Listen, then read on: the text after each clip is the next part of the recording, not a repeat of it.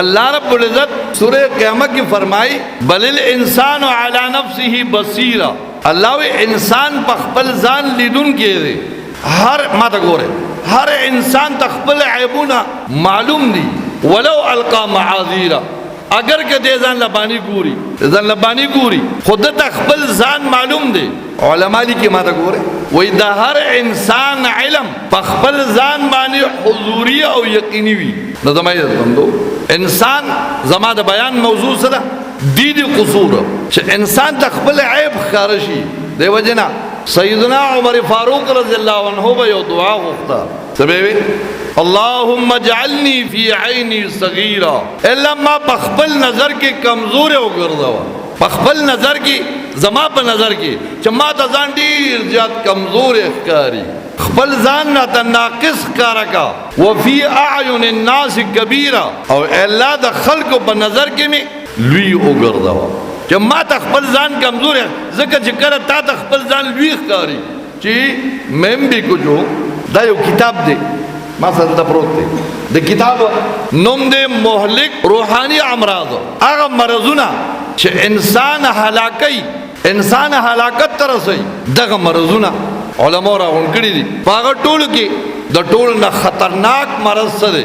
اکی زم مبتلے موتاس مبتلے دا ٹول نا خطرناک بیماری اگا دا چی دے بیماری نگنی ہو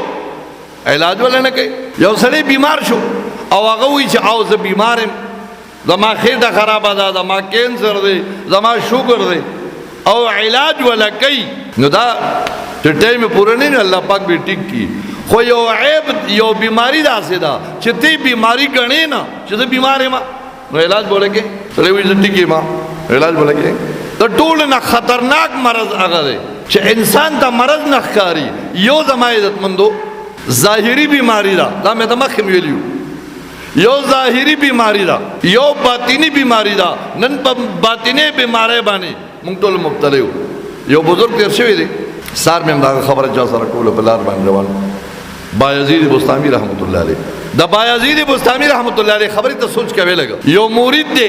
دو والا بیعات کرے وظائف پہ ورکولا جسا ٹیم تیر شو ما تا گو رہے ندی مورید بے پا خوب کی دا جنت باغون لیدل دا جنت باغات پہ قتل رضی زیاد خوشحالو چلکہ نن میں دا فلان کی جنت عادن باغات نو کتا نن میں فلان کے باغو کتا نن میں فلان کے دا جنت باغو کتا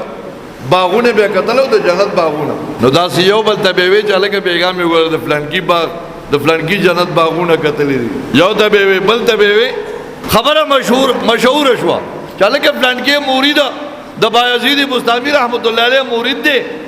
اور دا جنت باغونا گوری خوب کی خبر بایزید بستامی رحمت اللہ علیہ دورا سیدہ ناغر آو گوھتا ویلے کسے چل لے ویجی دا جنت باغونا گورم خوب کی دا جنت باغات گورم و تے خضر شکارو کہا چی بیگا لکل باغ اگوری دا جنت مات گورے دا جنت باغ اگوری نوے لا حول ولا قوت الا باللہ لا حول ولا قوت الا باللہ ویا آگا غصہ شو خبا شو چی زما دا مرشدہ زما دا پیرہ دے ما سر حسد کئی زد جنت باغونا گورم او دیوی چی تا کل جنت باغو گورن لا حول ولا قوت الا باللہ ویا دے پا دے بانا غصہ شو چی دا زما مرشد زما دا ترقی او زما دا عزت نشکتے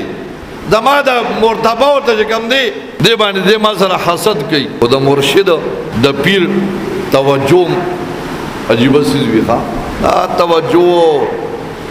دا دیس ظلمانے تاسو نہ بے گئی دس شے دی دا پیر توجہ ستا ہوئی توجہ بغلی کلی دی تفسیر مظہری قاضی ثناء اللہ پانی پتی رحمت اللہ علیہ تفسیر مظہری کی لگی وہی دا حضرت مجدد الفسانی رحمت اللہ علیہ زامنو اغلب یو عالم رات لو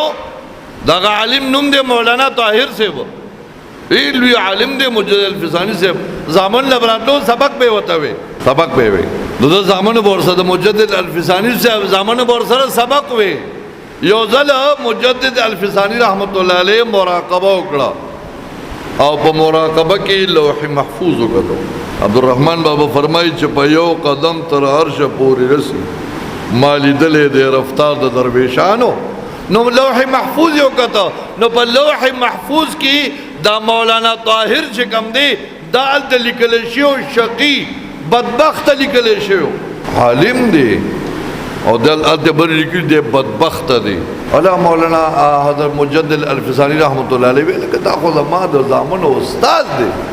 او دی بدبخت لیکل شوی دی نو یو میاشت داغه د پاره په تهجد کې دعاګانې وکړي یا الله زما د بچو استاد دی عالم دی یا الله د علم د خاطره خدای دې باندې رحم وکړه دې ته وی توجه